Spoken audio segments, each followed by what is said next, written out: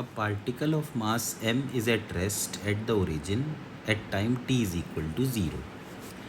It is subjected to a force F is equal to F naught e to the power minus bt in the x direction. Its speed is depicted by which of the following curves? तो यहाँ पर F के बारे में लिखा हुआ है F naught e to the power minus bt. हम इस F को लिख सकते हैं ma, तो ये हो जाएगा F naught e to the power minus bt. तो यहाँ से a हो जाएगा F naught upon m e to the power minus bt.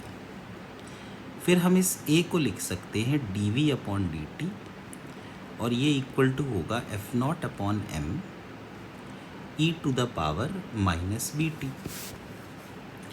तो dv की वैल्यू हो जाएगी F naught upon m e to the power minus bt और dt. और अब हम इसको इंटीग्रेट करेंगे. जब टाइम ज़ीरो है तो वेलोसिटी ज़ीरो है और जब टाइम t है तो वेलोसिटी कुछ v है.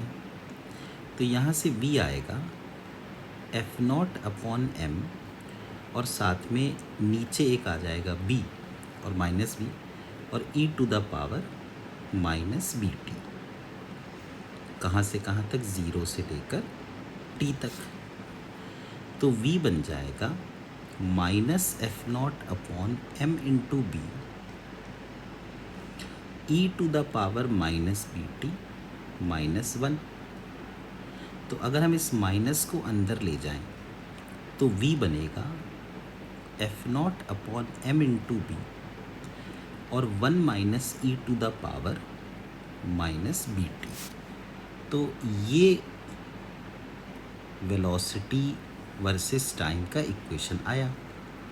तो इस इक्वेशन के हिसाब से अगर हम v वर्सेस t का ग्राफ बनाएं तो ये ग्राफ कुछ इस तरह से बनना चाहिए, एक्सपोनेंशियली इंक्रीजिंग.